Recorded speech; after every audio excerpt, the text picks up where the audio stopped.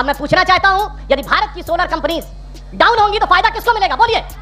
Per unit का खर्च आपको भुगतना पड़ेगा। इस देश की सारी परेशानी अडानी पे शुरू, अडानी पे खत्म हो रही है। नहीं करती थी।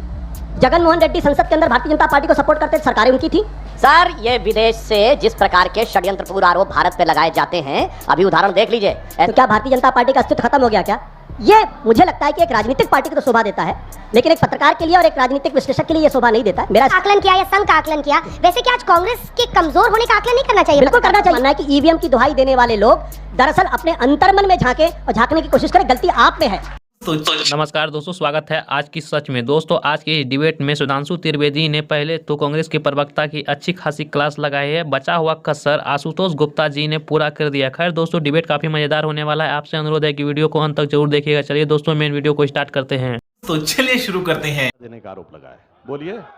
आंध्रा, छत्तीसगढ़, तमिलनाडु, तेलंगाना, बोलो ना, आपकी सरकार ने दिया है कि नहीं? बोलो, दिया है कि नहीं दिया है? और दिया है तो इस्तीफा दो। ये भैया, चितवी मेरी पटवी मेरी नहीं चलेगी। अब मैं बताना चाहता हूं, और अब मैं एक सीरियस बात कहना चाहता हूं। एक सीरियस बात आप सोचिए। आज सोलर पैनल्स में, सोलर एनर्जी कंपनी के लिए सोलर पैनल्स में एक छत्र साम्राज्य किसका है? चाइनीज कंपनी का है कि नहीं? बोलिए। और जब अब भारत सोलर एनर्जी में आगे बढ़ता हुआ जा रहा है, हमने प्रधानमंत्री सूर्य घर योजना शुरू की है 1 करोड़ घरों पे, तो सोलर पैनल में हमें डिपेंडेंसी चाहिए।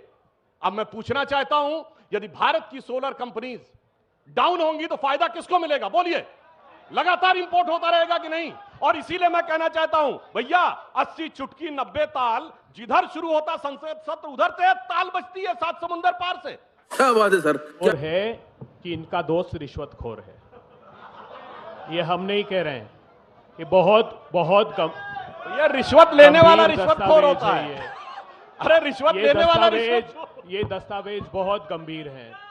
जिस अदालत में ये मुकदमा चल रहा है, उस अदालत में सारे इलेक्ट्रॉनिक एविडेंसेस उनकी कंपनी के इकट्ठा किए गए। आरोप क्या है? अरे प्रभु थामिए, थामिए, भावनाओं को थामिए। आरोप ये है कि अडानी जी ने जो कॉन्ट्रैक्ट जीता है वो बहुत ऊंची दरों पर अर्थ क्या हुआ कि आपके बिजली की यूनिट पर यूनिट का खर्च आपको भुगतना पड़ेगा। और वो छोटा मोटा मामला नहीं है।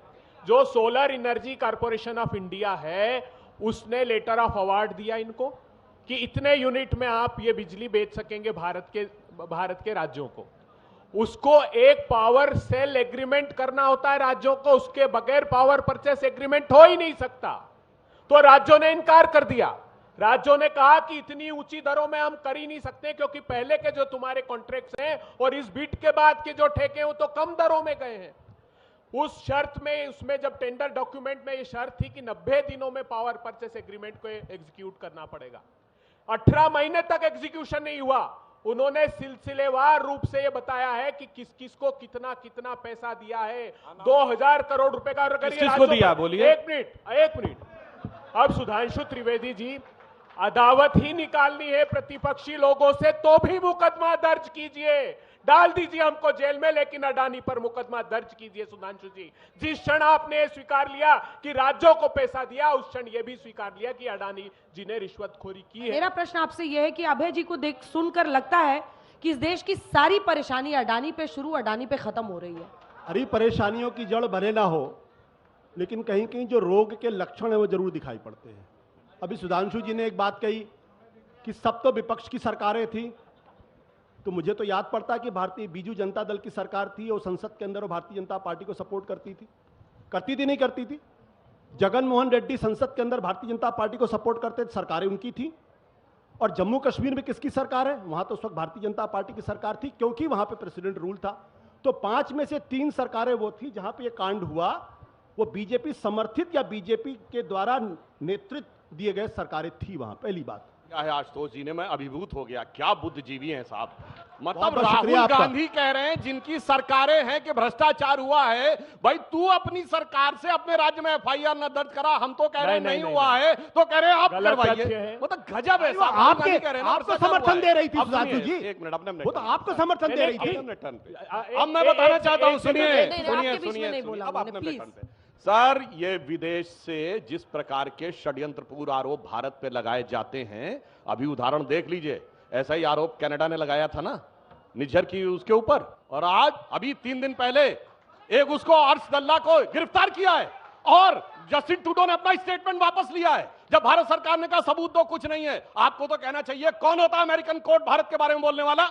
मगर क्या करें, ये वो हैं कि अपने सदन पर, अपने वतन पर सदियों तक है रही हुकूमत गैरों की, लेकिन कुछ चेहरों पर अब तक धूल है उनके पैरों की, कि जो अमेरिका इंग्लैंड में कह दिया गया वही महत्वपूर्ण है। पीएम के इस आरोप में कितना दम है कि कांग्रेस पार्टी खुद खत्म हो रही है, परजीवी होकर रह गई है, और महाराष्ट्र के नतीजे ईवीएम के माथे फोड़ देना और झारखंड के नतीजों को सही ठहरा देना सही है या गलत है आपकी नजर में? इन सारे चुनाव में बीजेपी को, जनसंघ को, सारी सीटों को मिला दीजिए तो भी 80 सीटें नहीं होती। तो क्या भारतीय जनता पार्टी का अस्तित्व खत्म हो गया क्या? कितनी सीटें आई थी 52 में? 3 या 4, और मैं तो कह रहा हूं 84 तक सारी सीटें 52 से लेकर जो 80 भी नहीं होती थी। तो यार अगर आप लोग भारतीय जनता पार्टी के, प्लीज ये मत करिए आशुतोष। देखिए मैं आपको वो लोग वहां बैठकर डिस्टर्ब कर रहे हैं, लगातार डिस्टर्ब कर रहे हैं, बीजेपी के कार्यकर्ता की तरीके से बिहेव कर रहे हैं आप लोग। हवा निकल गई। पार्टी की हार जीत लगी रहती है, और चाहे वो भारतीय जनता पार्टी हो चाहे वो कांग्रेस पार्टी हो। देखिए सुधांशु जी भी मंच पर बैठकर उनसे बहस कर रहे हैं। अगर आप इस तरह की भाषा का वहां से इस्तेमाल करेंगे तो आई एम सॉरी, ये सही नहीं है। एक लोकतंत्र की ताकत डिसेंट और हर तरह के मुद्दे पर चर्चा से होती है। चुनाव हुए, भारतीय जनता पार्टी को 2 सीटें, क्या भारतीय जनता पार्टी खत्म हो गई? क्या नहीं खत्म हुई ना। क्या उसके आधार पे आप ये कहेंगे कि अटल बिहारी वाजपेयी और लाल कृष्ण आडवाणी बड़े नेता नहीं थे? बड़े नेता थे। तो राजनीति में और जीवन में ऐसे बहुत सारे मौके आते हैं जब राजनीतिक पार्टियों का अस्तित्व खतरे में पड़ता है, लेकिन अगर वहां से अपने आप को रिजुबिनेट कर लें, नए तरीके से रास्ता खोज लें, तो पार्टियां खड़ी भी होती हैं। और कई पार्टियां ऐसी खड़े, डीएमके तमिलनाडु में तो ऐसा कई बार हुआ, डीएमके 0 सीट आई पूरे लोकसभा के चुनाव में, यहां तक कि विधानसभा के चुनाव में भी पूरी तरीके से खत्म। तो मेरा कहना है कि प्रधानमंत्री जी, देश के प्रधानमंत्री भारतीय जनता पार्टी के नेता हैं, वो जाहिर सी बात है हमेशा विपक्ष पर हमले करेंगे, और ये उनका अधिकार भी, लोकतांत्रिक अधिकार भी है। लेकिन ये कह देना कि कोई राजनीतिक पार्टी पूरी तरीके से खत्म हो जाएगी, ये मुझे लगता है कि एक राजनीतिक पार्टी को तो शोभा देता है, लेकिन एक पत्रकार के लिए और एक राजनीतिक विश्लेषक के लिए यह शोभा नहीं देता है। मेरा स्पष्ट तौर पर मानना, आज भी कांग्रेस पार्टी इस देश के अंदर 20% वोट, बल्कि 21% वोट की पार्टी है, और 100 सांसद उसके पास हैं। 3 राज्यों में उसकी सरकार है, कम से कम 3 दूसरे राज्यों में वो दूसरे पार्टियों के साथ साझा सरकारों में है। तो उसके अस्तित्व पर सवाल प्रधानमंत्री जी खड़ा कर सकते हैं, सुधांशु जी खड़ा कर सकते हैं, लेकिन हमको और आपको तो उसका एक निष्पक्ष तरीके से एक आकलन करना चाहिए। और मेरे ख्याल से कांग्रेस पार्टी आज भी देश की सबसे, जिस तरह से आपने बीजेपी का आकलन किया या संघ का आकलन किया, वैसे क्या आज कांग्रेस के कमजोर होने का आकलन नहीं करना चाहिए? बिल्कुल करना चाहिए। अगर कांग्रेस पार्टी कमजोर नहीं होती, अगर उसकी लीडरशिप कमजोर नहीं होती, तो उत्तराखंड, पंजाब, मध्य प्रदेश, छत्तीसगढ़, ये वो 4 राज्य हैं जहां भारतीय जनता पार्टी आसानी हरा रहा है या खुद हार रहे हैं। देखिए ईवीएम के बारे में तो राजनीतिक दल, राजनीतिक पार्टी, राजनीतिक नेता उस पर बयान दे सकते, पत्रकार। मेरा साफ तौर पर मानना है कि ईवीएम की दुहाई देने वाले लोग दरअसल अपने अंतर्मन में झांके और झांकने की कोशिश करें। गलती आप में है, ईवीएम में गलती नहीं है।